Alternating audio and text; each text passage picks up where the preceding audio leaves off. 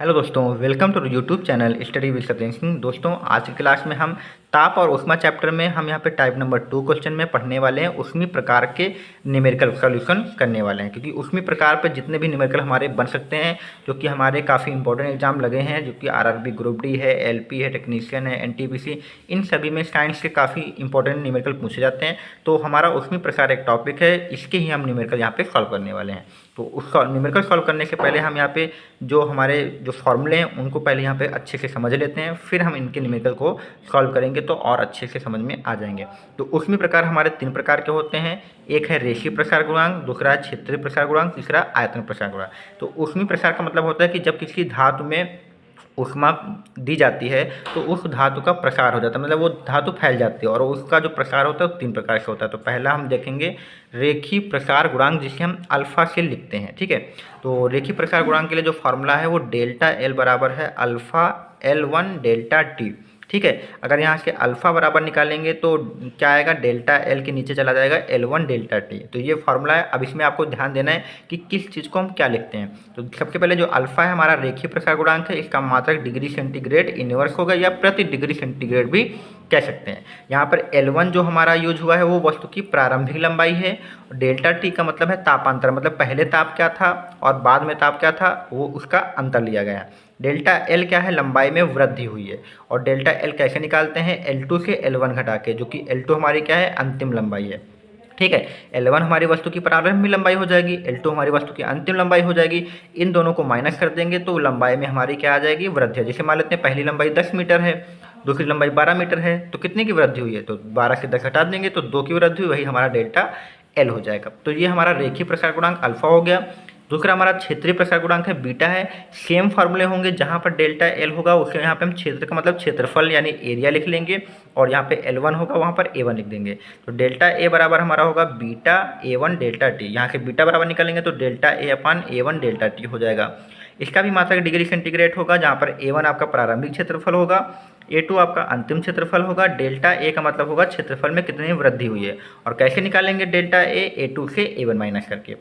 और एक इंपॉर्टेंट बात याद रखना है, जो क्षेत्रीय प्रसार गुणांक जो होता है वो 2 अल्फा के बराबर होता है। अगर आपको यानी आपको रेखीय प्रसार गुणांक अल्फा पता है तो आप क्षेत्रीय प्रसार गुणांक बता सकते हैं आसानी से, बस 2 से गुणा करा देंगे। ठीक है, तो ये आपका हो जाएगा। इसी प्रकार से आप देखिए आयतन प्रसार गुणांक में भी क्या होगा, आयतन की बात होगी। तो जैसे ही इसमें डेल्टा ए डेल्टा एल या इसमें डेल्टा वी हो जाएगा, और यहाँ पे आयतन प्रसार गुणांक आपका गामा हो जाएगा, और ये V1 डेल्टा टी। तो गामा बराबर निकालेंगे तो डेल्टा वी अपान आएगा V1 डेल्टा टी। तो V1 आपका प्रारंभिक आयतन हो जाएगा, V2 आपका अंतिम आयतन हो जाएगा, और डेल्टा V क्या होगा, इन दोनों आयतन में क्या होगी, वृद्धि होगी। और डेल्टा V कैसे निकालते हैं, V2 से V1 घटा के, जैसे इसमें A2 से A1 घटा के, L2 से L1 घटा के, उसी प्रकार से V2 से V1 घटा के। अगर आपको आयतन प्रसार गुणांक गामा बताना है तो आप क्या करिए, रेखीय प्रसार गुणांक यानी अल्फा में 3 से गुणा करा दीजिए, तो भी आप आयतन प्रसार गुणांक बता सकते हैं। तो ये चीज़ें काफ़ी इंपॉर्टेंट है, याद रखना, ये एग्जाम में काफ़ी काम आएंगे, क्योंकि सवाल आगे जब हम पढ़ेंगे तो उसमें हमें रेखीय प्रसार गुणांक के बारे में डिटेल दी जाएगी और आपसे आयतन प्रसार गुणांक के बारे में पूछा जाएगा। तो आपको क्या करना है, जो भी रेखीय प्रसार गुणांक के बारे में डिटेल दी जाएगी उससे आप अल्फा की वैल्यू निकाल लेंगे। अल्फा की वैल्यू अगर आप यहाँ पर रख देंगे तो आपका आयतन प्रसार गुणांक आ जाएगा। अगर अल्फा की वैल्यू आप यहाँ पर रख देंगे तो आपका क्षेत्रीय प्रसार गुणांक आ जाएगा। तो ये बात आपको याद रखना है। इसके बाद देखिए यहाँ पे अल्फा, बीटा और गामा, यानी इन तीनों प्रसार गुणांक में एक रिलेशन होता है, जो कि होता है 1:2:3। तो एग्जाम में पूछा जा सकता है, याद रखना है तीनों में क्या अनुपात होता है, तो 1:2:3 होता है। तो अब हम अपने यहाँ पे न्यूमेरिकल करने वाले हैं, जो कि हमारे अधिकतर न्यूमेरिकल जो होंगे वो रेखीय प्रसार गुणांक पर ही होंगे। इन्हीं से हमारे बाकी के न्यूमेरिकल भी हो जाएंगे, यानी इनके न्यूमेरिकल करने के लिए हमें इसको समझना अच्छा जरूरी है। ठीक है, अब देखिए हम यहाँ पे पहला क्वेश्चन यहाँ पे करते हैं। तो पहला क्वेश्चन देखिए लिखा हुआ है कि यदि रेखीय प्रसार गुणांक का मान, तो रेखीय प्रसार गुणांक को हम अल्फा से लिखते हैं, तो अल्फा की वैल्यू जो हमें दी गई है वो 0.8 डिग्री सेंटीग्रेड इनवर्स दी गई है। तो हमसे पूछा गया है क्षेत्रीय प्रसार गुणांक। क्षेत्रीय प्रसार गुणांक मतलब हमसे बीटा की वैल्यू पूछी गई है, और आयतन प्रसार गुणांक मतलब हमसे गामा की वैल्यू पूछी गई। तो हमने अभी आपको बताया कि अगर आपको क्षेत्रीय प्रसार गुणांक निकालना है तो आप डायरेक्ट बीटा बराबर क्या लगा सकते हैं, 2 इंटू अल्फा लगा सकते हैं, और अल्फा की वैल्यू आपको दी है तो बीटा आपको निकालना है, तो 2 इंटू अल्फा की वैल्यू 0.8 रख दीजिए, गुणा करा दीजिए, तो 8 दूनी 16 यानी 1.6 डिग्री सेंटीग्रेड इनवर्स आ जाएगा। इसी प्रकार से आपको गामा निकालना है तो 3 से गुणा करा दीजिए अल्फा को, तो गामा बराबर आपका क्या हो जाएगा, 3 × 0.8, और 8 से 24 हो जाएगा, तो यानी 2.4 डिग्री सेंटीग्रेड इनवर्स हो जाएगा। तो इस प्रकार से आपके सीधा सीधा क्वेश्चन बन सकता है, इस प्रकार का क्वेश्चन आपसे पूछा जा सकता है। तो ध्यान रखना है, कुछ नहीं करना है, आपको रेखीय प्रसार गुणांक की वैल्यू दी होगी, इसकी सहायता से क्षेत्रीय प्रसार गुणांक या आयतन प्रसार गुणांक आपसे पूछा जाएगा, आप आसानी से निकाल दीजिएगा। ठीक है, अब दूसरा क्वेश्चन देखिए, यहाँ पे लिखा है यदि आयतन प्रसार गुणांक का मान दिया है, तो इस प्रकार इस बार जो है आयतन प्रसार गुणांक, तो आयतन प्रसार गुणांक हम गामा को कहते हैं, तो गामा की वैल्यू दी है 3.3 केल्विन इनवर्स दी है। तो डिग्री सेंटीग्रेड भी में देख सकते हैं और केल्विन में भी देख सकते हैं। तो आपसे पूछा गया क्षेत्रीय प्रसार गुणांक, यानी क्षेत्रीय प्रसार गुणांक मतलब आपसे बीटा पूछा गया है। तो सबसे पहले क्या करिए, हम यहाँ पे देखिए गामा बराबर हमें पता है कि गामा बराबर क्या होता है, गामा बराबर होता है 3 अल्फा होता है। और यहाँ से अगर हम अल्फ़ा की वैल्यू निकालें तो अल्फ़ा बराबर क्या आएगा, गामा अपॉन 3 हो जाएगा। और यहाँ पे हम गामा की वैल्यू रख दें 3.3 अपॉन 3, तो 3 से काटेंगे तो ये आपका 1.1 आ जाएगा, तो केल्विन इनवर्स आ जाएगा। तो हमने यहाँ पे अल्फ़ा की वैल्यू 1.1 निकाली। अब अल्फ़ा की वैल्यू पता है तो हम बीटा की वैल्यू आराम से पता करते हैं। तो बीटा की वैल्यू बताने के लिए क्या करना है, 2 इंटू अल्फ़ा कर दीजिए, तो 2 और अल्फ़ा की वैल्यू 1.1 रख दीजिए, गुणा कराएंगे तो 2.2 केल्विन इनवर्स आ जाएगा। तो ये बीटा की वैल्यू आप बता सकते हैं। तो सबसे पहले गामा की वैल्यू दी हुई है, गामा की वैल्यू से हम यहाँ पे अल्फ़ा की वैल्यू निकाल लेंगे इस फॉर्मूले से, गामा बराबर 3 अल्फ़ा का यूज करके हम यहाँ पे अल्फ़ा की वैल्यू निकालेंगे। अब अल्फ़ा की वैल्यू आ जाएगी तो बीटा की वैल्यू हम आसानी से बता सकते हैं। तो ये 2 क्वेश्चन हमने यहाँ पे देख लिए हैं, ये तो अभी हमारे काफ़ी ईजी सवाल थे। अब हम इसमें थोड़े से जो हाई लेवल के क्वेश्चन हैं उनको भी हम देखते हैं। तो देखिए यहाँ पे क्वेश्चन नंबर 3 लिखा हुआ है कि 30 डिग्री सेंटीग्रेड पर किसी लोहे की छड़, तो मान लेते हैं जो हमारा पहले टेम्परेचर दिया है इसको हम T1 लिख लेते हैं। तो T1 बराबर जो हमारा दिया है वो 30 डिग्री सेंटीग्रेड दिया है। किसी लोहे की छड़ की प्रारंभिक लंबाई मतलब हम इसको L1 से लिखेंगे। प्रारंभिक लंबाई हमारी कितनी 2.5 मीटर है। फिर बोला गया है 70 डिग्री सेंटीग्रेड टेम्परेचर पर आइए। अब जो हमारा T1 टेम्परेचर था वो T1 से क्या हो जाएगा T2 हो गया, और ये 70 डिग्री सेंटीग्रेड है। इस पर जो छड़ की लंबाई है वो 2.6 मीटर हो जाती है, यानी जो अब बाद वाली लंबाई जो होगी वो L2 हो जाएगी। L2 को हम लिखेंगे 2.6 मीटर। अब यहाँ से L1 L2 पता है तो हम सबसे पहले डेल्टा L यानी लंबाई में वृद्धि यहीं पे निकाल लेते हैं। तो लंबाई में वृद्धि निकालने के लिए हमने बताया था L2 से L1 माइनस कर देना, यानी डेल्टा L निकालने के लिए L2 से L1 माइनस करें। तो L2 हमारा 2.6 है, L1 हमारा 2.5 है, और इन दोनों को माइनस करेंगे तो 0.1 मीटर आ जाएगा। तो जो डेल्टा वेल है वो हमें ज़रूरत पड़ेगी, तो हमने इसको निकाल के रख लिया। और तापांतर भी हम यहाँ पे निकाल लेते हैं, तापांतर हमारा होता है डेल्टा टी होता है। इसको निकालने के लिए क्या करना है, दोनों तापों को माइनस कर दीजिए। तो T2 से T1 माइनस कर दीजिए, तो डेल्टा टी निकालेंगे तो यानी 70 से हम 30 माइनस कर देंगे तो ये हमारा तापांतर मतलब डेल्टा टी आ जाएगा, तो जो कि हमारा 40 डिग्री सेंटीग्रेड आ जाएगा। तो ये 2 चीज़ें हमने निकाल के रख ली हैं, हमें ज़रूरत पड़ेंगी।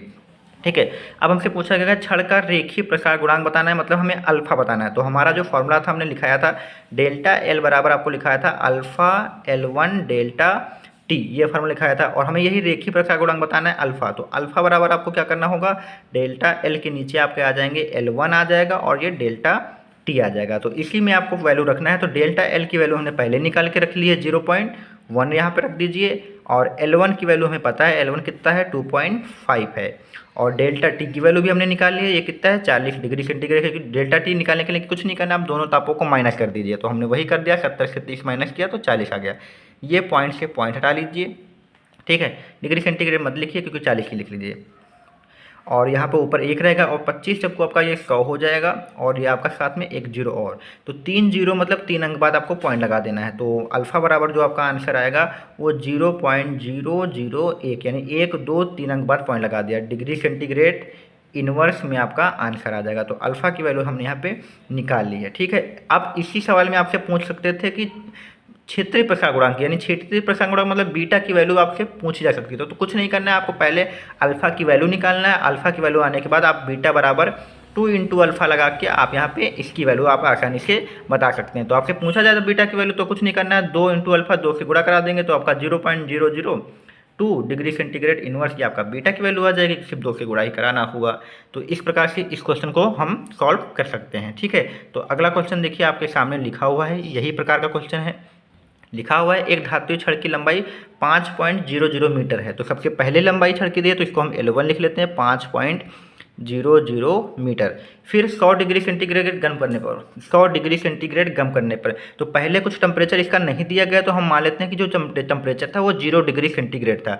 अब 0 डिग्री सेंटीग्रेड से 100 डिग्री सेंटीग्रेड तक गर्म करा गया, तो हम इसको लिख लेंगे कि 0 से 100 बढ़ा है, तो डेल्टा टी हमारा जो डायरेक्ट दिया हुआ है वो कितना दिया है, 100 डिग्री सेंटीग्रेड दिया हुआ है। और पूछा गया गर्म करने पर जो होती है 5.01 मीटर हो जाती है, यानी जो बाद में लंबाई कितनी हो गई है वो L2 होगी, तो ये आपके हो जाती है 5.01 मीटर।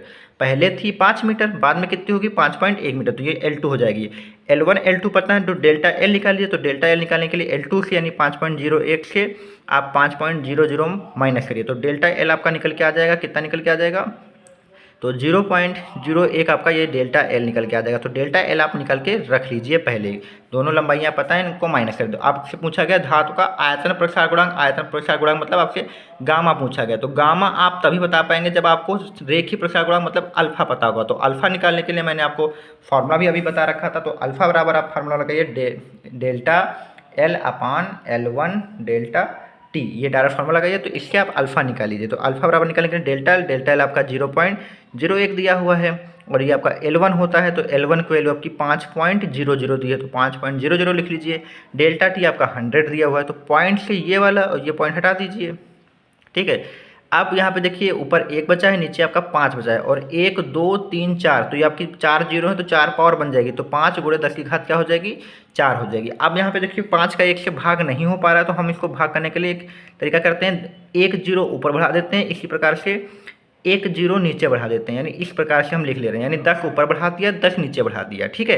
यानी 1 जीरो यहाँ बढ़ाया, 1 जीरो यहाँ बढ़ा दिया, तो अब ये देखिए 5 एकम 5, 5 दूनी 10 कट जाएगा, तो अल्फा बराबर ऊपर आ गया 2, और ये देखिए 10 बढ़ाया, तो 10 को हम 10 की घात 1 मान सकते हैं, तो 10 की घात 4 यहाँ पे ही है, 10 की घात 1 ये हो जाएगी, तो 10 की घात कितनी हो जाएगी, 5 हो जाएंगी, और ये 10 की घात 5 ऊपर भेज दीजिए, तो माइनस की हो जाएंगी, तो 2 गुणे 10 की घात -5, ये आपका डिग्री सेंटीग्रेड इनवर्स अल्फ़ा आ जाएगा।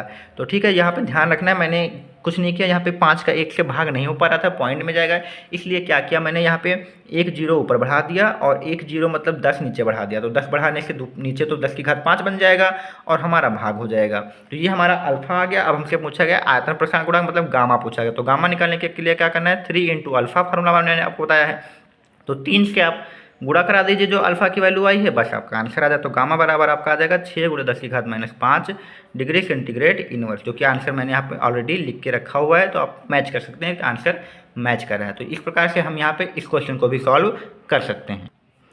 तो यहाँ पे देखिए अगला 5वां क्वेश्चन लिखा है कि 200 मीटर की इस्पात की रेल, तो जो रेल की लंबाई है वो 200 मीटर है, तो इसको हम प्रारंभिक लंबाई के रूप में लिख लेते हैं।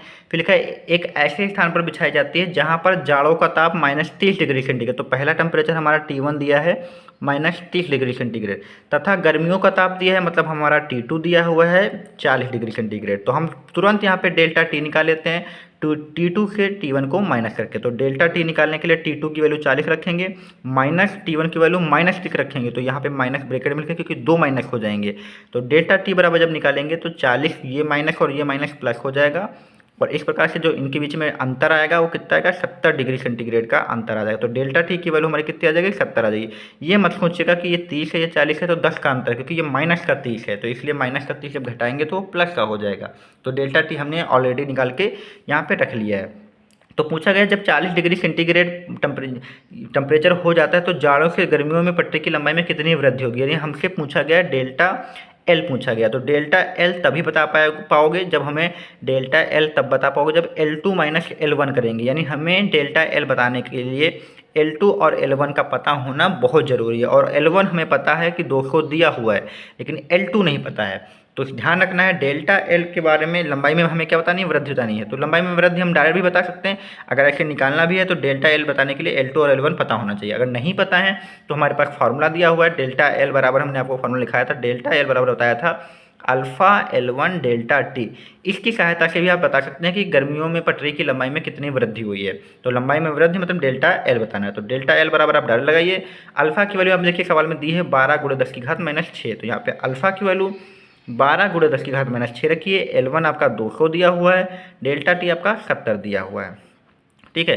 तो सबसे पहले क्या करते हैं, 12 जितने जीरो हैं एक पास कर लेते हैं, जितनी गिनती हैं एक पास कर लेते हैं। तो 12 दूना 24 आएगा, और या 7 12 दूना 24 लिख लेते हैं, और गुणे क्या करते हैं यहाँ पे 7 लिख लेते हैं, और 10 की घात माइनस की 6। 1 जीरो 2 जीरो 3 जीरो हैं, इनको हम चाहें तो एक पावर बना के लिख सकते हैं। जितने जीरो हैं उनको हम 10 की पावर बना, तो 3 जीरो तो 10 की पावर 3 बन जाएगी। अब यहाँ पे हम 24 को 7 का गुणा करेंगे तो 7 चौका 28 आएगा, और 7 दूनी 14 2 16 आएगा। तो 168 गुणे 10 की घात माइनस की 3 मीटर आ जाएगा ये आंसर। ठीक है, अगर इसको हम और सॉल्व करें तो अगर माइनस में पावर है, अगर हम इधर पॉइंट लगाएंगे तो पावर प्लस में बढ़ती है। तो 1 2 3 अंक बाद अगर हम पॉइंट लगा दें तो हमारे 3 पावर प्लस की बढ़ेंगी। कितनी पावर प्लस की बढ़ जाएंगी? 3 पावर प्लस की बढ़ जाएंगी, और ऑलरेडी हमारे पास 3 पावर माइनस की हैं। ये हमारा मीटर में आंसर चल रहा है। तो अब 3 पावर प्लस की 3 पावर माइनस की कट जाएंगी, तो हमारा आंसर जो आएगा 0.168 मीटर आंसर आ जाएगा। ठीक है, ध्यान रखना है, अगर पॉइंट हमें लगाएंगे तो पावर प्लस में बढ़ती है। अगर हमारा पॉइंट इधर से इधर जाएगा तो पावर काहे में बढ़ाते हैं? प्लस में बढ़ाते हैं। अगर पॉइंट हमारा इधर से इधर जाएगा तो पावर काहे में बढ़ती है? माइनस में बढ़ती है। तो हमारा पॉइंट इधर से इधर आया है तो प्लस की 3 पावर बढ़ा दी है, और 3 माइनस की थी वो कट गई। तो ये हमारा 0.168 मीटर आ गया। अगर आपसे सेंटीमीटर में पूछा जाए तो आपको पता है 1 मीटर में 100 सेंटीमीटर होते हैं। तो 0.168 को आपको 100 से गुणा करा देना है। तो 100 से गुणा कराएंगे तो 2 जीरो का मतलब है कि 2 अंक बाद पॉइंट इधर खिसक जाएगा। तो ये 16.8 सेंटीमीटर आपका आंसर आ जाएगा अगर आपसे सेंटीमीटर में पूछा जाए। तो इस प्रकार से ये क्वेश्चन कर सकते हैं। काफ़ी इंपॉर्टेंट क्वेश्चन था, इसको भी हमने क्लियर कर लिया। अभी हमारे पास इस चैप्टर में 2 क्वेश्चन और हैं जो कि इंपॉर्टेंट हैं, उनको भी देख लीजिए।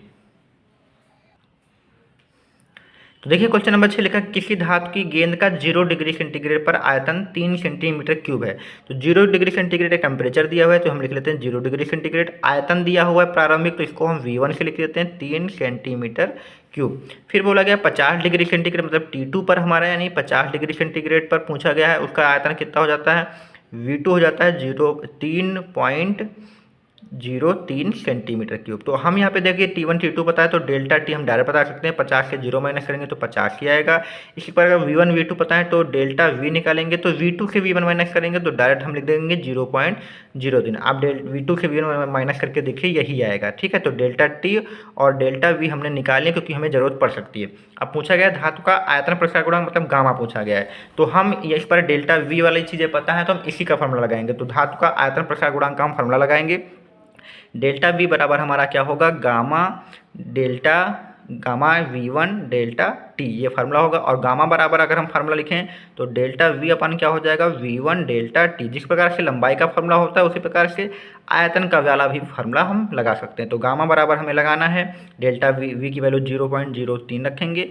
V1 की वैल्यू कितनी दी है? V1 की वैल्यू 3 दी है, और डेल्टा T की वैल्यू कितनी है? 50 दी है। तो पॉइंट हटा लीजिए, आप 0.2 बढ़ा सकते हैं, तो ये 3 से 3 कट जाएगा। अब यहाँ पे क्या करिए, देखिए ऊपर कुछ नहीं तो 1 है, नीचे आप 5 है। अब इन 3 जीरो को आप चाहे तो 10 की घात 3 बना लीजिए। अब देखिए 5 का 1 से भाग होना मुश्किल है, तो इसलिए हम क्या करते हैं, ऊपर हम 10 से गुणा करा देते हैं और नीचे भी हम 10 से गुणा करा देते हैं। ठीक है, 10 को हम गुणा 10 की पावर 1 भी लिख दे रहे हैं। तो 5 एकम 5, 5 दूनी 10। तो अब देखिए ऊपर तो 2 हो गया, नीचे 10 की घात 3 और ये 10 की घात 1 4 हो जाएंगे, तो 10 की घात 4 हो जाएगी। और ये 10 की घात हम 4 ऊपर भेज देंगे तो 2 गुणे 10 की घात माइनस की 4 हो जाएंगी। तो ये प्रति डिग्री सेंटीग्रेड गामा की वैल्यू आ जाएगी। तो इसको हम इस प्रकार से भी सॉल्व कर सकते हैं।